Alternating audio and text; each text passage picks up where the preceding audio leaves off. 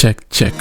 Ricky and the Postchain sacrifice funds moving to Binance. Alright, so you're gonna want to stick around. Stay tuned, like and subscribe. Let's get straight into this one. Ricky, what are you doing?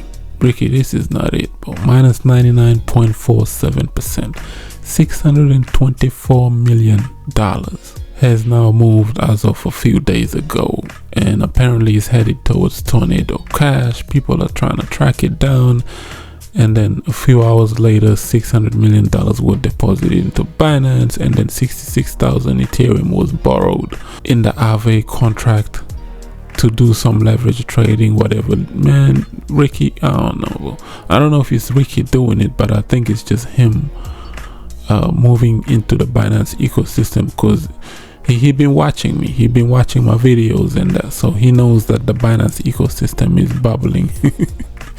That's why Ricky, he's always lurking. So wherever the money flows, this is where Ricky goes. I think that's what he's trying to do with the money. Why? Because y'all seen a couple of days ago what I posted on Twitter, right? Because Ricky knows that Vitalik is not gonna be pumping his bags. Vitalik is playing fool me once with Ricky, and you did it to him on Hex. You nuked the price of ETH and you bought Hex and it went 10,000x, but you're not gonna do it to Vitalik twice. That's why soon as Ricky bought ETH at 3,800, what happened? The price went back down to $1,000. So yeah, Vitalik is not concerned with Ricky at the moment. That's why Ricky is moving his sacrifice funds elsewhere, and I believe the destination where he's headed is nowhere else other than CZ's home.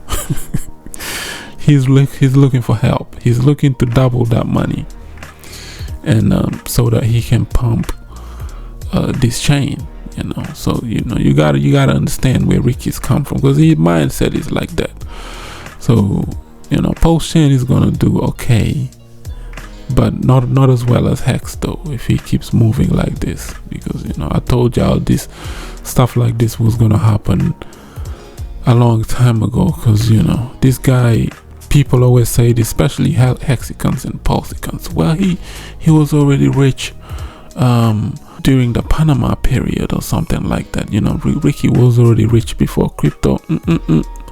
Nobody in his lifetime from Panama to Bogota has ever given Richard Heart $1.6 billion in his life. To say that he was rich before Hex, you're bugging. He never received this amount of money in his life. You see CZ, right? He's sitting on $80 billion just chilling. Ricky made a lousy $1 billion, and he's making people suffer through that $1 billion, because he never seen that kind of money in his life. So now I understand Ricky's play game. That's how Ricky moves. So this $1 billion, he's gonna milk it all the way towards the end of this bull market. And I don't think he's gonna pump Postchain just yet, but he's doing his alleged wash trading or whatever behind. Some people saying, oh nah, it's an exit scam, he's leaving or he's dumping or whatever. Maybe Ricky is that big whale. Who's the guy on Twitter, the Baron Trump kid? Maybe Ricky knows what's happening. That's why he's moving the funds. See, did you see it? Are you reading this? It says an insider wallet linked to Donald Trump himself, Truth Social, just opened a 1.5 billion BTC long. He knows something is happening. So the same guy who allegedly shorted the market a couple of days ago, that caused it a tirade of liquidation, he's now longing the market, which means with the anticipation of rate cuts and all these things coming, maybe Ricky is watching these guys move, so he want to move his funds somewhere else safe, or he want to double his money real quick so he can give the pulsicans something at least. Because remember last week when he went on a tirade of rampage because he was pissed.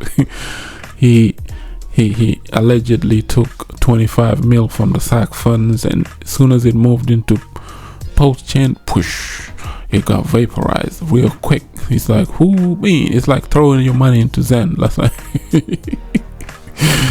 Yeah. Nah, you don't want to throw $25 million into something like that. It's gonna get vaporized real quick. So, Ricky, once he did that, people did sold, and now he's angry. He's sell pressure. But you can't really blame the Postchains, because look at this, man. This is not it, Ricky. This is the old time chart of Postchain. How much are people down? 89.2% since the inception of this chain in May of 2023. It's been 2 years already. And this has not outperformed. Nah, this is not it, Ricky. You need to do better by your people. It's no wonder people who RIP to the two people that off themselves. I don't want to talk about that stuff, but I'm just saying, like, Ricky, you got skeletons in your closet. Listen, you need to do better by your people, bro, because it's souls that suffered as a result of this stuff. Man them lost everything because of this, and you're still playing games, and you calling the same people that made you rich stupid. This is the craziness about this. You need to stop this madness, Ricky. People sacrificed a lot of money to make sure your blockchain comes alive. You need to do right by them. You only got a lousy 1 billion and you acting like you the superstar, when it means your superstar is where you're moving your funds right now. We know it's you going into Binance trying to get some liquidity into Postchain. We know what you're up to, Ricky. Like, everybody's watching your sacrifice funds, your wallets.